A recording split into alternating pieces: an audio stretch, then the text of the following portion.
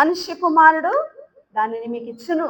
హల్లెలూయా. మనుషులు కాదు, ఎవరిస్తారంట? మనుష్య కుమారుడు. దాని కొరకంట మనుష్య కుమారుడు తండ్రి చేత ముద్ర వేయించబడి ఉన్నాడు. హల్లెలూయా. ఒక స్టాంప్ యేసుక్రీస్తు ప్రభు వారి మీద వేశాడంట తండ్రి. ఎందుకు? ఒక గుర్తు.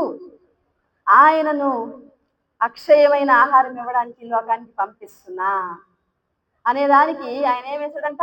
ముద్ర వేశాడంట. హల్లెలూయా. అధికారాన్ని ఇచ్చి పంపాడు. మరి వాక్యాన్ని, జీవాహారాన్ని ప్రజలకు పంచిపెట్టడానికి మనిషి కుమారునికి ఏముంది? స్టాంప్ ఉంది. ఈ రోజుల్లో చాలా మంది ఆ స్టాంప్ లేకుండా వెళ్ళి బోధిస్తామంటారు. అధికారం లేకుండా వెళ్ళి బోధిస్తామను. అక్కడ బోధ అంటే ఏమంటున్నాడు పౌలు గారు? బోధించిన వాళ్ళకి ఫస్ట్ తీర్పు ఉంటుందంట. ఎందుకుంటుంది? నేను బోధిస్తా అని సంకలు కొట్టుకుంటే తీర్పులు వాళ్ళు మొదట నిలబడతారు. ఎవరిని దేవుడు వాడుకుంటాడు? బోధించడానికి పిలువబడిన వారిని, ముద్ర వేయబడిన వాళ్ళని దేవుడు వాడుకుంటాడు. హల్లెలూయా. యేసుక్రీస్తు వారి మాట అంటాడు, ఆయన తండ్రి అయిన దేవుడు ఎవరినైతే పంపిస్తున్నాడో వారికి కొలత లేని ఆత్మను అనుగ్రహించి పరిశుద్ధాత్మ అభిషేకాన్ని ఇచ్చి పంపుతాడు. ఆయన ఎవరినైతే పంపుతాడో వాళ్ళకి పరిశుద్ధాత్మ అభిషేకం ఇవ్వబడుతుంది, అధికారం ఇవ్వబడుతుంది, ముద్ర వేయబడుతుంది. వాళ్ళు బోధిస్తే వాళ్ళని పరిశుద్ధాత్మ దేవుడు వాడుకుంటాడు. వారి ద్వారా సంఘాన్ని కడతాడు. వారి ద్వారా దేవుని రాజ్యాన్ని విస్తరింపజేస్తాడు. ప్రతి ఒక్కరు ప్రతి సంఘంలో చూస్తే మా అబ్బాయి బోధిస్తాడు, మా అమ్మాయి బోధిస్తుంది, అవకాశం ఇస్తారా? ఏంటి అవకాశం ఇచ్చేది? దేవుడు అధికారం ఇచ్చి పంపాలి. దేవుడు వరాన్నిచ్చి వాడుకోవాలి. అధికారం లేకుండా బోధించావా చాలా ఇబ్బంది. మొట్టమొదటి తీర్పులు ఎవరు నిలబడతారు? పంపబడకుండా, అధికారం ఇవ్వబడకుండా, ముద్ర వేయబడకుండా బోధించాలని తపన పడతారు కదా. అలాంటి వాళ్ళకి తీర్పు ఉందని అపోస్తలుడైన పౌలు గారు చెప్పారు.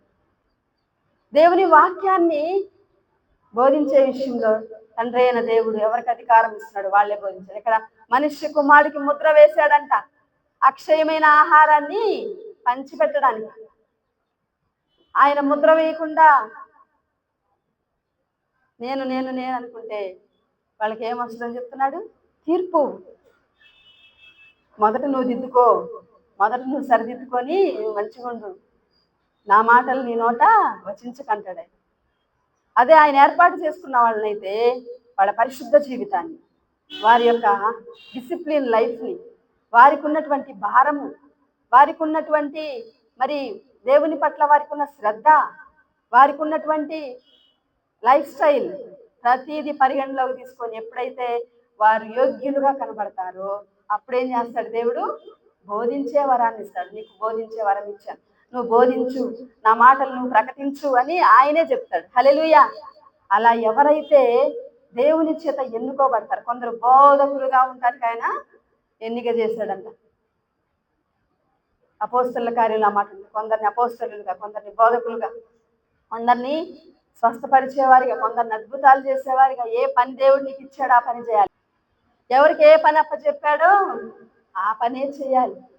లేకపోతే ఆయన అంటున్నాడు, వీటిలో ఎవరైనా మరి అనుసరించకుండా, గై కొనకుండా దేనినైనా బోధించారనుకోండి వాక్యంలో సంగతులు, వాళ్ళకి ఏమొస్తుందంట? దేవుని యొక్క శిక్ష. అందుకనే అటువంటి సమస్య రాకుండా ఉండాలంటే ఏం చేయాలి? నీకు ఆ పిలుపు ఉంటేనే ఆ పని చేయాలి, ఆ అధికారం ఉంటేనే చేయాలి, ఆ వరం ఉంటేనే చేయాలి, పరిశుద్ధాత్మ నడిపింపు ఉంటేనే చేయాలి. లేకపోతే నువ్వు విత్తిందంతా కూడా వ్యర్థమైపోతుంది. రేపొద్దున దేవుడు లెక్కలోనికి తెస్తాడు, తీర్పులోనికి తెస్తాడు. కాబట్టి ఇక్కడ స్పష్టంగా మాట్లాడుతున్నాడు, మనుష్య కుమారుడు అక్షయమైన ఆహారాన్ని మీకు ఇస్తాడు. అందుకై దేవుడు ఏం చేశాడు? ఆయనకు ముద్ర వేశాడు. యేసుప్రభు వారికి ఏం కావాల్సి వచ్చింది? ముద్ర. యేసుప్రభు వారు ఎవరు? వాక్యమై ఉన్న దేవుడు. ఏంటన్నారా? యేసుప్రభు వారు ఎవరు? వాక్యమై ఉన్న దేవుడు. చదవండి యోహాను సువార్త 1వ అధ్యాయము. యోహాను సువార్త 1వ అధ్యాయము మొదటి వచనం. ఆది యందు వాక్యం ఉండెను, వాక్యము దేవుని యొద్ద ఉండెను, వాక్యము దేవుడై ఉండెను, ఆయన ఆది యందు దేవుని యొద్ద ఉండెను. వాక్యము దేవుని యొద్ద ఉండెను, వాక్యమే దేవుడై ఉండెను. ఆయన ఎవరు? యేసుక్రీస్తు వారు. ఆ వాక్యము శరీరధారి అయి కృపాసత్య సంపూర్ణునిగా మన మధ్య నివసించెను. 14వ వచనం. హల్లెలూయా.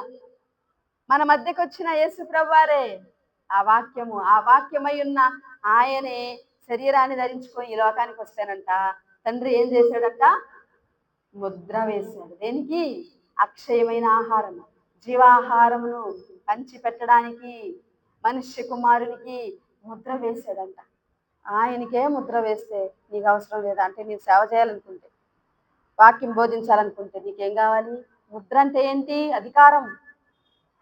ఎక్కడైనా స్టాంప్ వేస్తారు దేని మీదైనా, సర్టిఫికేట్స్ మీద. అదేంటది? అధికారికంగా వాళ్ళకి ఇది ఇవ్వడం, పర్మిషన్ ఇవ్వడం. కాబట్టి ఆ స్టాంప్ లేకుండా ఎవ్వరు కూడా వాక్యాన్ని బోధించడానికి వీలు లేదు. అందరికీ ఉంది బైబిల్ జ్ఞానం కదా, ప్రతి ఒక్కరికి కూడా వాక్యం ఆదికాండం నుంచి ప్రకటన గ్రంథం వరకు అందరికి అన్నీ తెలుసు. ఈ రోజుల్లో యూట్యూబ్లో వాక్యాలు వచ్చాక, టీవీల్లో వచ్చాక వాక్యము విస్తరించబడింది, వాక్య జ్ఞానం విస్తరించబడింది. అన్నంత మాత్రం చేత బోధించడానికి తొందరపడకూడదు. ఏం చేయాలి? దేవుడు నీకు ఏ పని అప్పచెప్తే ఆ పని చేయాలి.